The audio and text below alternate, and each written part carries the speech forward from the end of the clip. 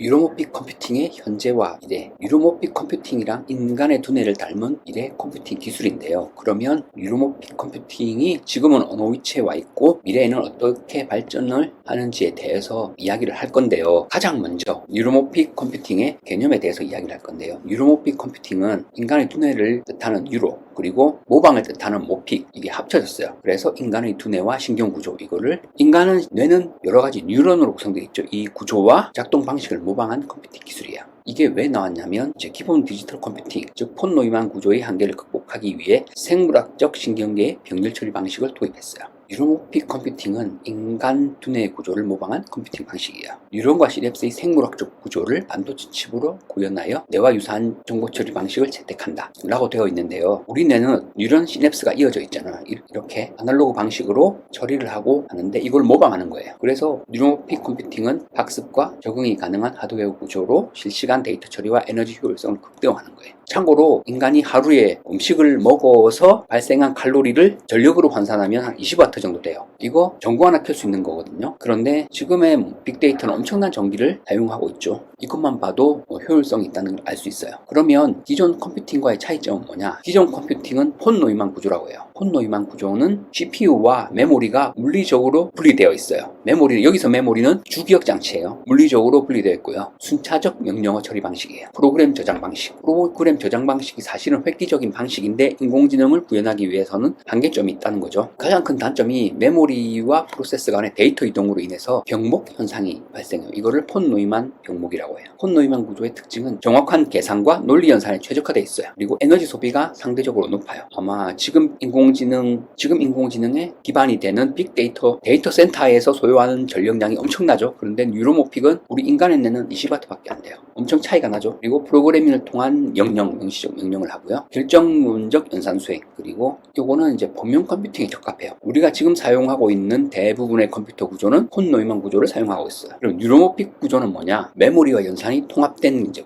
분산 구조라고 하는데 이게 인메모리 컴퓨팅이라고 그래요. 메모리와 연산이 통합된 거, 즉 CPU와 연산이 통합되어 있어요. 당연히 여기서 메모리는 주기억 장치를 말해요. 램, 뉴로모픽은 병렬 처리 및 이벤트 기반의 영상 방식이고요. 당연히 통합되어 있으니까 데이터 이동이 최소화해가지고 에너지 효율성이 극대화되겠죠. 뉴로모픽의 특징은 패턴 인식, 확률적 추론에 최적화되어 있어요. 우리 뇌와 비슷하게 초저전력 작동과는 우리 뇌는 20W를 사용하기 때문에 스스로 학습하고 적용하는 기능이 있어요. 확률적 특성을 가진 연산, 그리고 특화된 AI 작업에 적합해요. 여기서 보는 것과 같이 가장 큰 거는 전력 소비량을 효율적으로 관리하고 줄이는 거예요. 이게 뉴로모픽 구조의 큰 차이점. 그리고 인간의 뇌를 모방한다. 이게 차이점이 있죠. 우리 뇌에 있는 신경세포는 어떻게 작동하느냐? 우리의 뇌를 보면 860억 개의 뉴런, 100조 개 이상의 시냅스로 구성되어 있어요. 이런 구조를 모방해서 뉴로모픽 컴퓨팅을 하려고 하는 거예요. 지금의 컴퓨팅 패러다임의 한계를 극복할 수 있기 때문에 그래요. 우리 뇌의 특징이 뭐냐? 뉴런과 시냅스의 기본 구조예요. 뉴런은 정보를 처리하고 전달하는 신경계의 기본 단위예요. 세포체, 축색돌기, 수상돌기로 구성되어 있고, 시냅스는 뉴런 간 연결을 지점이에요. 화학적, 정기적 신호 발생하고요. 가소성이라고 있는데 시냅스 연결 강도가 경험에 따라 변하는 특성이 있어요. 그러면 우리 뇌가 신호를 전달할 때 어떤 메커니즘으로 전달을 하느냐? 활동전이라고 하는데 임계값 이상의 자극 시 발생하는 정기적 신호. 임계값이 넘어서야 이제 전기 신호를 발생하죠. 그리고 스파이크 뉴런이 발화할 때 생성되는 짧은 전기 펄스. 그러니까 전력을 적게 쓰죠. 순간적으로 하니까 시간 기반 정보 코딩. 스파이크 발생 지점과 빈도로 정보를 표현하는 거고요. 그러면 뉴로모픽 칩에서는 어떻게 구현이 되느냐? 엠리스트 시냅스라고 그래가지고 가소성을 포함한 저항 기반 메모리 소자. 뉴로모픽 칩에서 구현 방식은 크게 세 가지로 구분돼요. 첫 번째는 엠리스트 시냅스. 이거는 가소성을 모방한 저항 기반 메모리 소자고요. 두 번째는 스파이크 뉴럴 네트워크, 생물학적 뉴런의 스파이크 기반 통신 모방. 우리 인간 두뇌가 통신하는 걸 모방하는 거예요. 그리고 비동기식 이벤트 기반의 처리. 그러니까 필요할 때만 연산을 수행해서 에너지 효율성을 향상한다. 이게 이제 뇌와 신경세포의 작동 원리를 모방한 뉴로모픽에 대해서 알아본 거고요. 그 다음에는 뉴로모픽 칩이 기존의 칩과는 어떻게 다르냐에 대해서 이야기를 할 건데요. 이걸 학습하는 칩이라고 했는데 우리는 스스로 학습을 하잖아요. 외부 프로그래밍 없이 데이터 패턴을 스스로 우리는 학습하죠. 그리고 해부의 법칙 기반은 함께 발화하는 이런 연결 강화돼요. 학습하는 칩의 개념, 자가 학습 능력인데 이건 두 가지로 보면 돼요. 외부 프로그램 없이 데이터 패턴을 스스로 학습하는 거, 자가 학습이 스스로 학습이고요. 그리고 실시간 학습과 환경 적용이 가능해요. 이걸 구현하기 위해서는 적응형 하드웨어라고 하는데, 하드웨어가 기존 컴퓨터에 사용하고 있는 하드웨어와는 차이가 있어야 돼요. 바뀌어야 돼요. 하드웨어 수준에서 시냅스 가중치 조정을 할 수 있고요. 기존의 AI 칩과 달리 학습과 추론을 동시에 수행하는 거예요. 지금의 칩은 따로따로거든요. 그리고 에너지를 효율적으로 사용할 수 있어요. 왜냐하면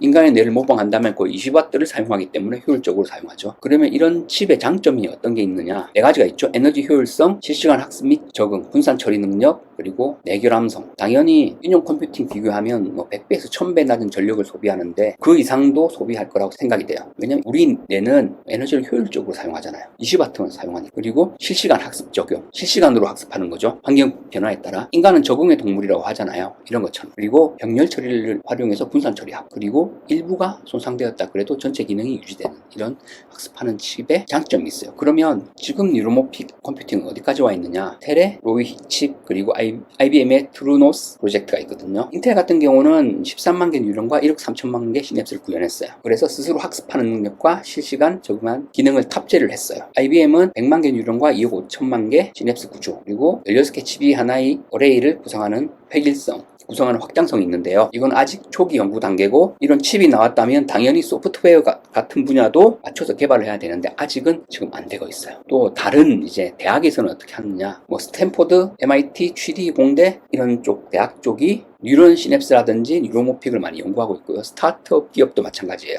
그래서 지금 많이 연구가 되고 있고 걸음마 단계라는 거예요. 이런 뉴로모픽을 구현하기 위해서는 뇌 과학과 AI 그리고 반도체 공학이 융합이 돼야 돼요. 즉 뉴로모픽 컴퓨팅은 뇌과학, 인공지능, 반도체 기술의 융합을 통해서 발전하고 있어요. 지금 당연하게도 세 분야의 지식과 기술이 결합되어야만 이게 구현이 가능하겠죠. 그래서 이거는 이제 뇌과학자나 AI 연구자, 반도체 엔지니어의 협력이 필수예요. 당연히 협력을 해서 융합을 하는 거고요. 그리고 뇌 연구, 뇌가 어떻게 구성되는지 이거를 하드웨어적으로 구성을 해야 되고요. AI 알고리즘이 당연하게도 AI 구현된 알고리즘이 뉴로모픽과 결합을 되어야 돼요. 이거를 지금 연구를 하고 있어요. 여기서 보면 그러면 왜 지금 걸음마 단계냐, 어떤 이제 난관이 있고 요거를 극복해야 되느냐에 대해서 알아볼 건데요. 뉴로모픽 컴퓨팅은 혁신적이에요. 그렇지만 이제 상용화를 하려면 기술적 난관이 있어요. 특히나 대규모 생산과 기존 시스템의 통합 과정에서 발생하는 문제들이 가장 커요. 지금은 대규모 상용화 어려워요. 왜냐하면 뉴런과 시냅스를 모방한 회로의 대규모 집적화, 이게 좀 안돼가 있어요. 그러니까 뉴런과 시냅스를 모방한 회로가 대규모로 되어야지 인간 뇌를 모방할 거 아니에요. 이게 안 된다. 그리고 생산 비용이 높아요. 그리고 아직 걸음마 단계라는 거. 그리고 기존 시스템 호환소 문제가 있겠죠. 표준화가 안 돼 있고. 표준화가 되어 있어야 이 표준화에 맞춰서 사용하는데 있어요. 그리고 기존 시스템과 통합하는 게 이제 과제로 되어 있어요. 이걸 극복하면 되는데 극복하는 노력도 많이 하고 있어요. 그러면 미래의 뉴로모픽은 어떻게 되느냐? 한 향후 10년간 이게 인공지능과 컴퓨팅 분야의